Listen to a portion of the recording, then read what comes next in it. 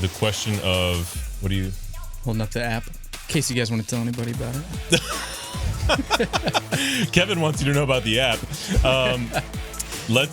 We'll circle back to it. Don't let us forget to come back to that. You read between the lines in the gospel, and Jesus knows this, and he's just waiting for the people to figure it out, is that there's not really those two camps. There aren't the righteous and the sinners. There are the sinners who know they're sinners, and that's why they run up to Jesus and say, Son of David, have mercy on me.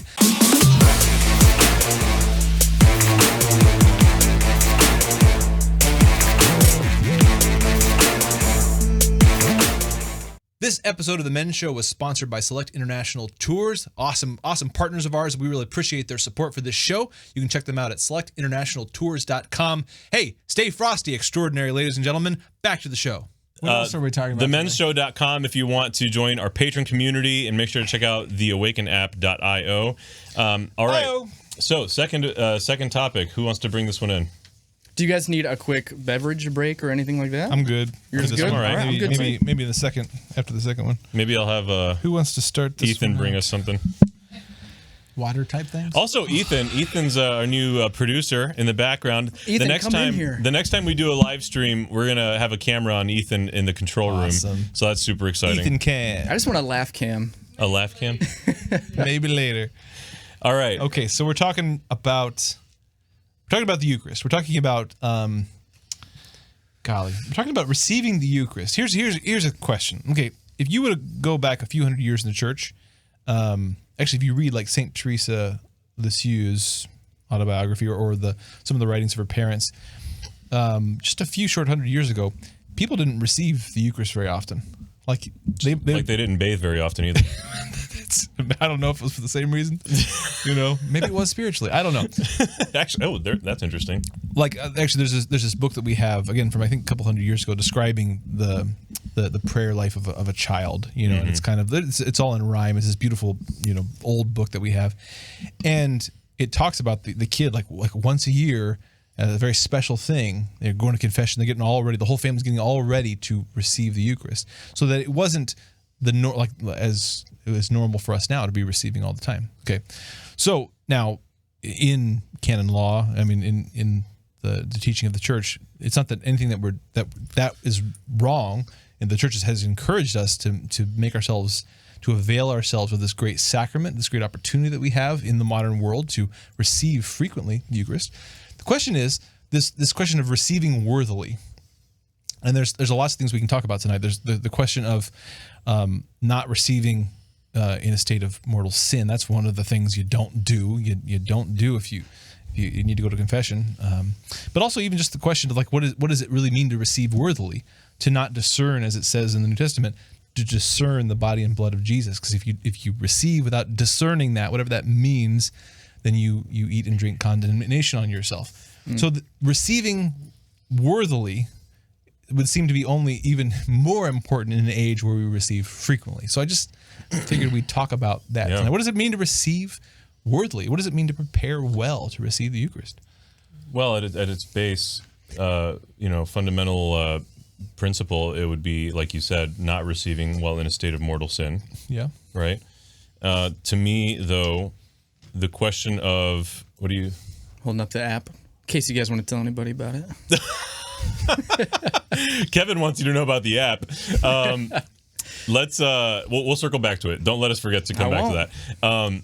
But to me, where were we at here? The receiving worthily, yes, mortal sin. Mortal sin. To me, there's a fundamental question that doesn't get asked enough, and that is, how easy is it to mortally sin? Yeah, I love that question. Yeah, what is a mortal sin, right? And we can give the basic the church's basic criteria, but I think it bears some discussion always because I think I got them here someplace. I mean, we can say them generally. I don't know if I have the exact wording that the Catechism has. I've got it. Nail it. Do it. This is from the Catechism 1859. Mortal sin requires full knowledge and complete consent. It presupposes knowledge of the sinful character of the act, of its opposition to God's law. It also implies a consent sufficiently deliberate to be a personal choice. Feigned ignorance and hardness of heart do not diminish, but rather increase the voluntary character of a sin. There's a bunch more. It's a great section on it. Real quick, for a sin to be mortal, 3 conditions must be met that are super important. First, let me get back here. The mortal sin is sin whose object is grave matter and which is also committed with full knowledge and deliberate consent. So grave matter, full knowledge, deliberate consent. Will. So a lot of times we use, for the first one, the grave matter, a lot of times we use the 10 Commandments as kind of a barometer of, like, is it grave matter? And we kind of consider a violation of the 10 Commandments, of any of them, to be grave matter by and large, but not necessarily across the board, right? So we actually just had Deacon Harold Burke-Sivers here in one of the episodes that we recorded with him. He gave a really, I think, important explanation of the difference between the different kinds of, like, bearing false witness, for example. So you might look at the commandment to not bear false witness as just an across the board lying at all for any reason is a mortal sin. And Deacon Harold proposed that that's not explicitly the case, that there are lies that can damage someone, there are lies that can hurt someone, there are lies that, or not even necessarily lies, even the implication that bearing false witness is just about lying. You know, you could be gossiping about someone, you could be slandering, destroying someone's name. That type of lying or gossiping or whatever, that type of false witness is mortal sin. But if I were to tell John Mark, I bought a donkey today, the moral weight of that lie is like a feather. What if I got, like, really excited about the fact that you had a pet donkey? If I told you that because I knew how much you like donkeys and it, like, could lead you to tears at the thought of getting to pet my donkey upstairs, if I was trying to hurt you through that, that'd be different. What if we were reenacting Jesus riding in on a donkey and Rob was supposed to play him? And all of a sudden, this donkey is the most This was Rob's big moment. I often play the donkey in the spotlight. No, you're playing Jesus. Did I say it wrong? My bad. Okay. My bad. Okay. If I said it wrong, my bad. But I think I mean, this could be bad. I think we're getting off the. Just saying. No, off the rails We here. sold tickets to this event. No, but I think that's important because a lot of times we can be very scrupulous about, like, we especially when we're, like, pursuing faith and we're trying to become holy, we're trying to be the best Catholics we can be really scrupulous, and we can end up being unfair and unmerciful to ourselves. And now that's not to say we should, like, be okay with sinning, but it is important for us to acknowledge many of us aren't probably in a mortal state as often as we think we might be. So if you're addicted to something like masturbation, if you're actually addicted, and it is possible to be addicted, in fact, it's very, very possible to be addicted to that, you actually don't have the same type of freedom to really not do that. That deliberate consent of will is a little bit it's attenuated fuzzier there. Yeah. Or same thing with, like, an alcohol addiction. Like, you really, really have to go through, some type of therapy or a process, 12-step process. You need something that will help you. You can't just, like, will it, white knuckling it on your own. And it's a very real thing. And the same goes for a lot of different kinds of things. And so, like, mortal sin, like, it really does take a lot for something to actually be a mortal sin. But we'll also, I think, getting too caught on the external act of, like, I committed a mortal sin versus I am in a state in my life where I am cut off from God. I feel like, it can be a number of sins or a path or something we've been on for some time. And, like, we can get it in place. We are no longer living in God's grace and we're cut off from God. And I don't, to me, being, like, I think the externals are important to consider and discern, and very well can be indications that we cut ourselves off from God. Yeah. But, the clarity of which, I think it takes a lot of discernment and prayer. Yeah. I think it's specifically a matter of discernment and prayer. And we're getting into a subtle but I think important aspect of this whole discussion. Someone can correct me if I'm really, really wrong here, but it appears to me that, again, in the church, in the catechism, in the documents of the church uses the term grave matter significantly. It uses that term for, like, NFP, right? You know, and like if a couple discerns for a grave reason that they need to space out the kids, then they can decide to not have sex, whatever. For a grave reason, but does it give you a list, like a nice shopping list of those grave reasons? Well, no. And I think there's significance there because again, this gets back to our last episode. Like we as individuals have a grave responsibility to discern honestly and sincerely, you know, our relationship with our spiritual director, with the church. Like I can't look into your life and say definitively, you know, the state that you are in. That is something that you have to figure out with God and the church and your priest, you know. And so do I have to mind. And that's not any excuse for that people can just like make up their own truth. That's not what we're saying here. We're saying that what the whole picture of a sin, the external content as you're talking about, Rob, but also like what was really going on in my heart. Again, the external thing might be a very small tip of the iceberg. Someone might tell you that was no big deal that you know that you brushed off that person, where you may know in your heart how deliberate that was, what you intended. Yes, you may have intended to hurt someone badly. Yes. So again, the point is the church's moral theology recognizes the whole phenomenon of sin. There's the external act and its content and its nature, and that's important. But there's also what you were intending, what you knew, how much you really meant it. And some of those questions don't have easy on-off answers. And so again, it places a very high responsibility, a grave responsibility to take sin seriously, to discern it carefully. And I don't know what else to say on that particular. No, but that's super solid. You made a good point before the podcast started about how some saints in their lives, as they've continued on their journey, you know, they felt more cut off from God from what seemingly very small things. Right. You know, you had things mentioned that we would brush off on a day-to-day basis. Right. And are they just scrupulous? Are they just being silly? Or hey, you made it this far. It's time to refresh that drink and grab another cigar. But hey, while we're doing that, please check out selectinternationaltours.com, our sponsor for this episode of The Men's Show. They're great partners of the show. We appreciate their support. We'll see you when you get back. Yeah, or they, you know, had they become grave in their life because of their relationship with God? And I can't answer that. Right. I have no idea. Maybe they're seeing the sin for what it maybe again That's what it this is, question yeah. of That's knowledge. what it is. I can only see faintly the greatness of God because I'm not a very holy guy, but I can also only see the grossness, the awfulness of sin for the same reason. Yeah. Whereas you proceed down that path, they actually get a glimpse more of who God is, but also of the travesty that sin is.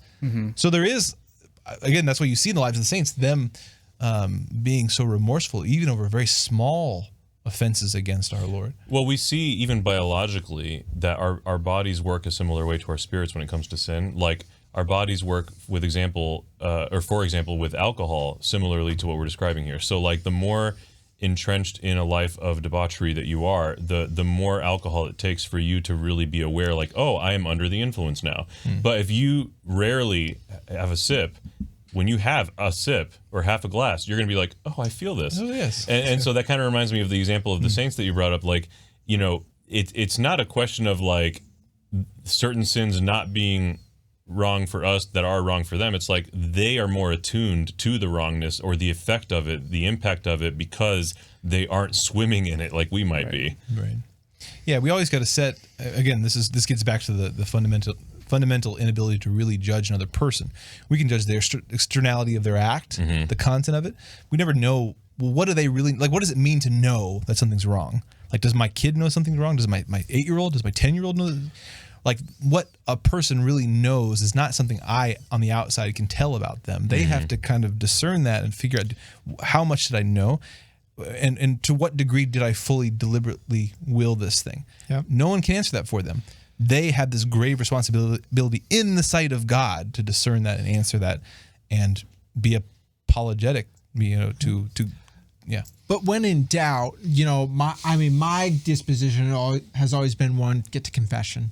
Yeah. You know, get to confession. Yeah.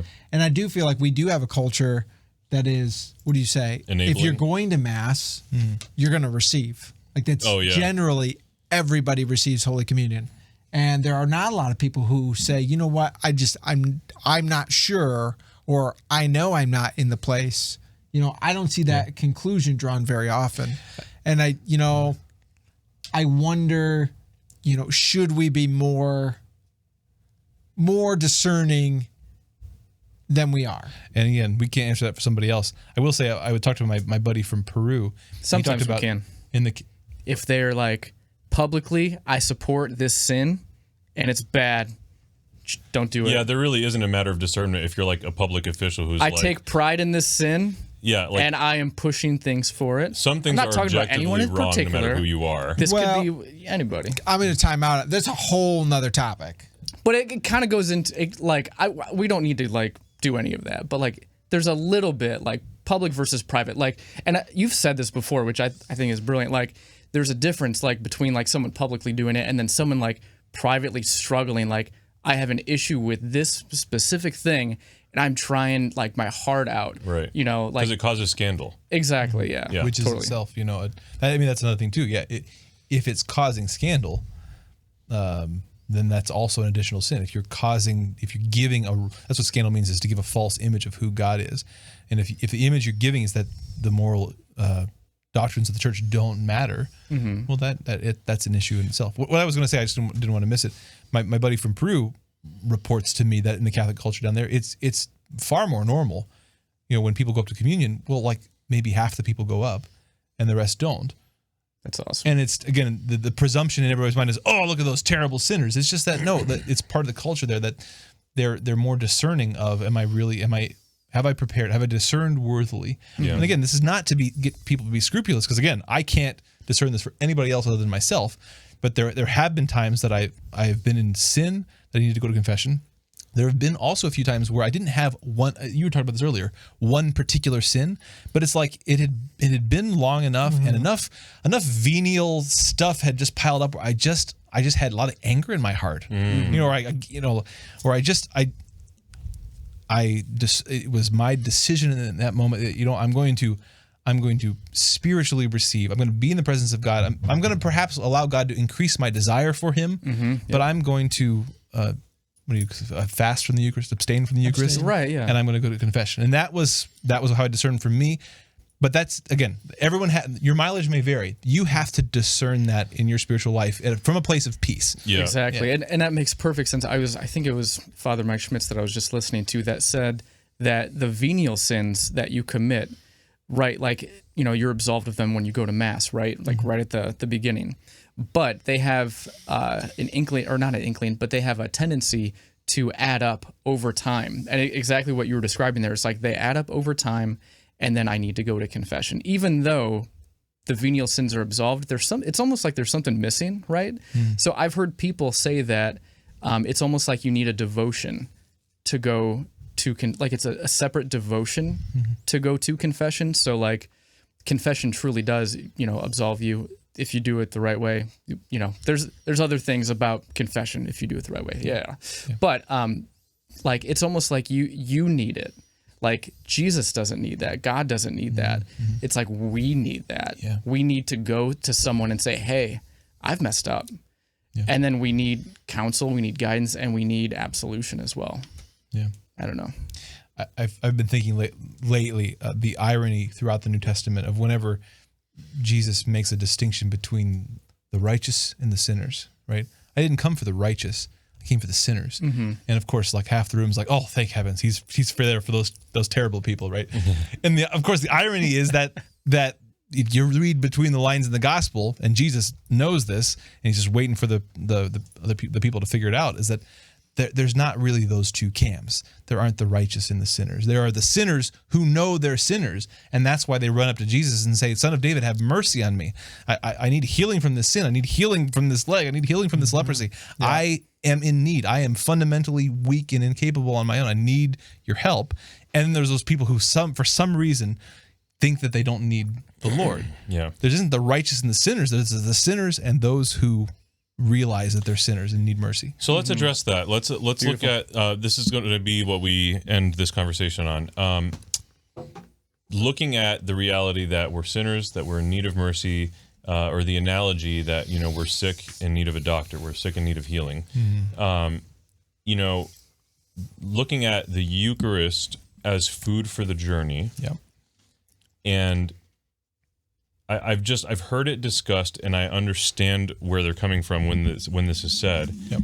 That being food for the journey, and that we are, sinners in need of that help. Yep. That the Eucharist, even if we are in a state of sin, now I don't know if they meant mortal or venial, but Right. the principle here, being in a state of sin, all the more we need the Eucharist.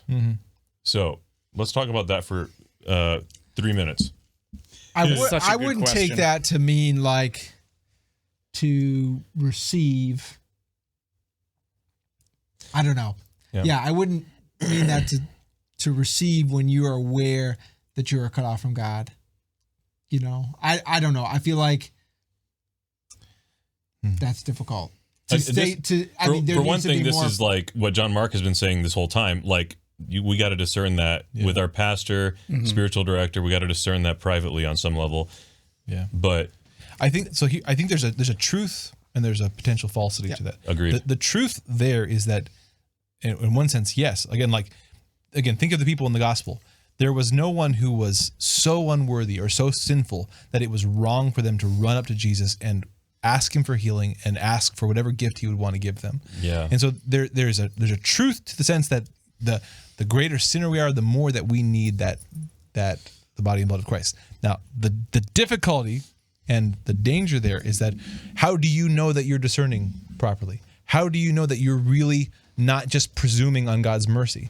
Well, that's what we have the sacrament of confession. We have this place specifically to go to be sure. How do we be sure? Because we're actually going to say it out loud. Yeah. We're gonna prove to ourselves that we really are sorry, that we really do want God's mercy, that we really do know that we're a sinner, and we're going to receive the specific sacramental healing that God has given us for that.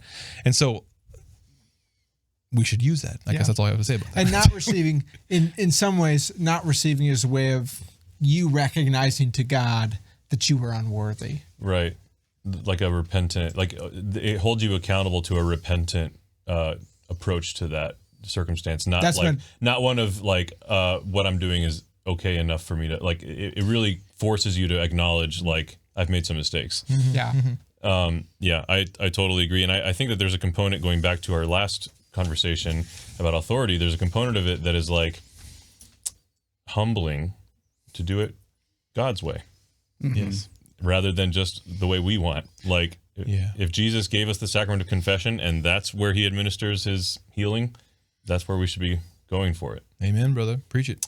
All right. That's the conversation on communion and receiving or abstaining. That's our messy synodal conversation. We're just like alive in the synodality tonight. I'm feeling it. Love that. I'm feeling the synodality. It feels good. 500 degrees. Yeah, it's pretty warm in here. It's pretty warm. There was a wild colonial boy, Jack Duggan was his name. He was born and raised in Ireland in a place called Castlemaine. He was his father's only son, his mother's pride and joy. We're back on it. And clearly did his parents love the wild colonial boy. Ethan's carrying us in there. Does Ethan know this? At the early age of 16 years, he left his native home. And to Australia's sunny shore, he was inclined to roam. I lost it. He robbed the rich, he helped the poor, he shot James McAvoy. A terror to Australia was the wild colonial